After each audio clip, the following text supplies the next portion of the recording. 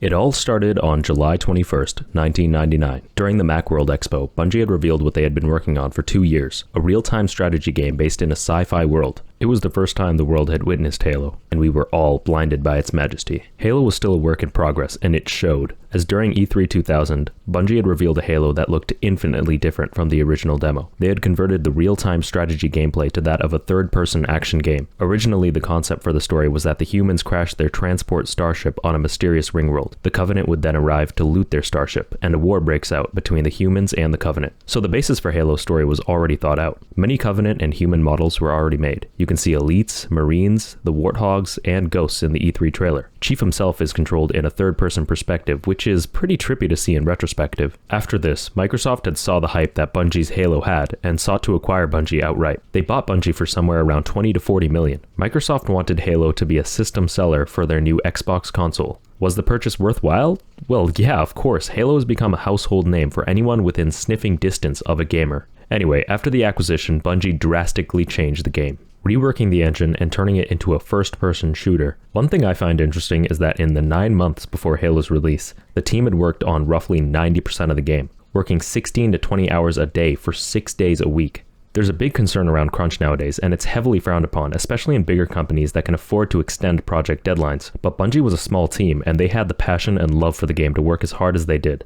And it paid off on November 15th, 2001, when Halo Combat Evolved came out. Wait, where did the Combat Evolved tag come from? Well, apparently the title Halo wasn't descriptive enough for Microsoft, so Bungie added the subtitle to appease the higher-ups. I don't know about you guys, but I just call it Halo 1. The game revolutionized the first-person shooter genre as much, if not more, than the original Doom did when it first came out. The graphics were spectacular. The story and the lore along with it is deep, intriguing, and exciting to learn about while playing the game. It was the first FPS game where campaign missions blended sprawling open worlds along with tight, dungeon-like corridors, and you can move between these seamlessly. The game had realistic vehicle physics, and the enemy AI holds up so well, it's better than the new AI in modern AAA games. The controls were intuitive and perfectly matched to the Xbox's Duke controller. The weapons were satisfying to use. The multiplayer provided an endless amount of fun, especially in the age of 4-player split-screen LAN parties. Nothing will ever come close to the fun of Halo multiplayer. Now, as a kid, I only had a PC, but all of these praises applied to the PC version as well. But there was also the amazing Halo Custom Edition that allowed for free camera controls enabling fan-made movies. A toolkit enabling custom maps, weapons, vehicles, and modes was also present. As a kid, I would play Custom Edition for hours, just browsing all the servers and seeing what cool shit they had to offer.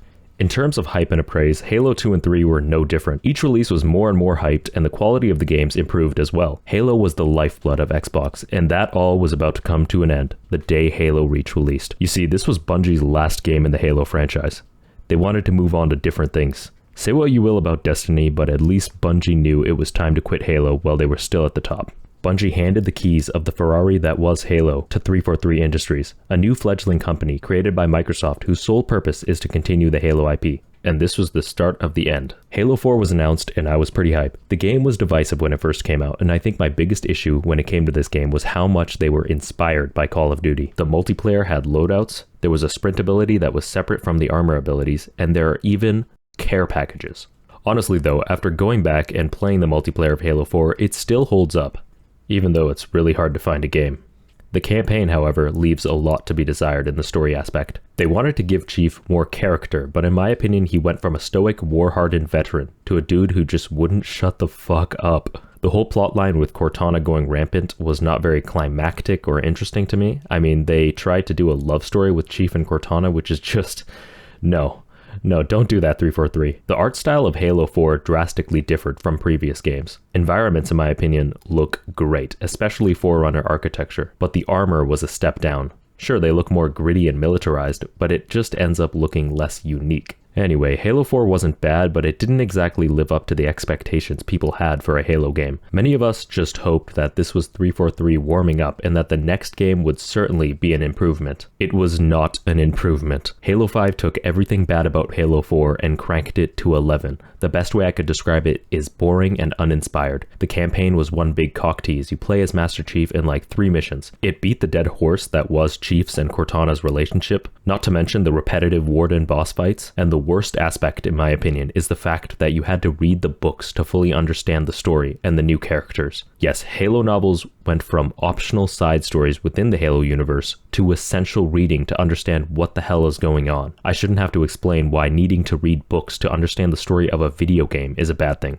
And the multiplayer was actually pretty fun, not gonna lie. Except for the rec pack system in Warzone, I thought that was a lame imitation of FIFA cards. Bungie had built a legacy in 10 years, and it took 343 2 games to toss it in the toilet and piss all over it, and flush. But 343 promised to go back to Halo's roots for the next game, Halo Infinite. The trailer featuring 343's new slip space engine was shown in 2018, and it looked beautiful. Almost too beautiful. 2 years later, the first gameplay reveal for Halo Infinite was shown, and man, was it rough. Rough enough for 343 to delay the game a year. Apparently, Halo Infinite's budget was over $500 million.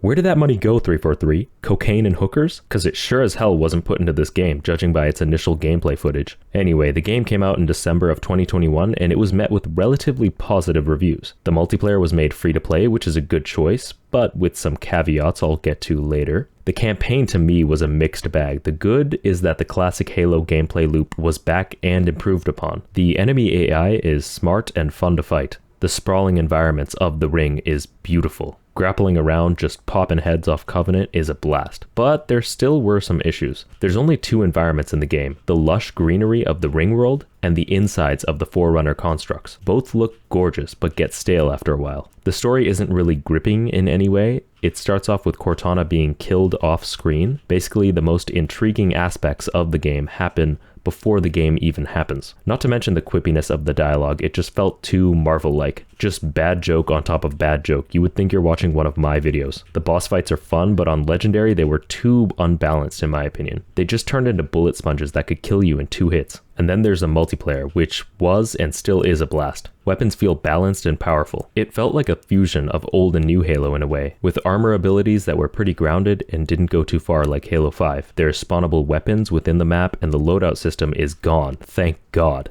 So there's a real reward in finding a powerful weapon within the game. It really does feel like a Halo game, and it's a blast to come back to play. So where's the issue? Remember when I said the game was free to play? Well, that's where the absolutely baffling monetization system comes into play. Essentially every customization option aside from a few colors are locked away behind microtransaction after microtransaction. Seriously, even colors that we previously had for free were now locked behind a paywall, alongside most other armor pieces and sets. There's a battle pass and an item store ripped directly from Fortnite. I was stupid enough to buy the battle pass, and imagine my shock after playing hours upon hours that I was only like level 20. That's when I realized that the progression in the battle pass was entirely dependent on completing arbitrary challenges. It didn't matter how good I did, what my KD was, or how much I played the objective. I just needed to get 5 kills with the Needler. And in doing this, 343 incentivized players to play the game in a certain way in order to progress, which made the multiplayer a lot more boring. Nowadays though, you can get a good amount of XP from just playing the game normally. It only took them a year to implement that change. Which brings me to another problem with Halo Infinite, the slow post-launch development. I've heard a lot of rumors about their slip space engine being hard to work with, and based on the slow trickle of content we're getting, it sure does look like that's true. It took a year to fix the XP progression, and it's been almost a year and a half since launch, and we've only gotten 5 maps added. 5 maps!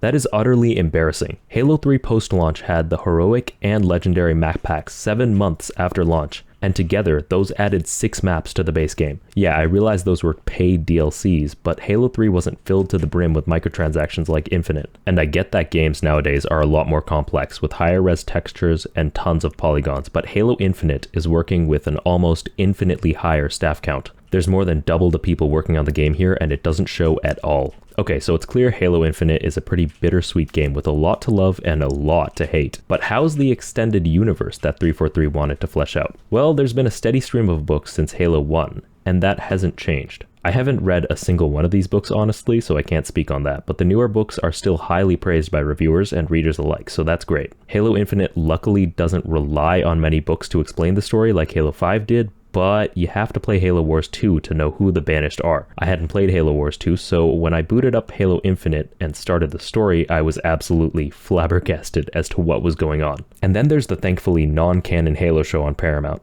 I made it like 3 episodes in before just quitting out of pure boredom. There's not much of a focus on Chief, but when there is, they absolutely destroy his character. He takes his mask off a ridiculous amount of times per episode for no reason, I guess to give him more character, and I didn't really realize what the meme Chief's cheeks really meant until I saw this man's bare ass on my television. I will not speak on this further, and I think it's best we forgot it existed. Based on Steam charts, player counts of Halo Infinite has dropped into the abyss shortly after launch, and the interest of Halo as a franchise has been waning. Recent layoffs at Microsoft sparked rumors that 343 would no longer be working on any new Halo games, instead outsourcing it to a third party. The fact that these rumors were proven to be false, and fans were disappointed about them not being true, speaks volumes as to how us as fans of Halo feel about 343. So with that being said, the question is, did 343 kill Halo? Well, I'd say no, but they did everything in their power to absolutely cripple it. Halo is a paraplegic husk of its former self, and that makes me very sad.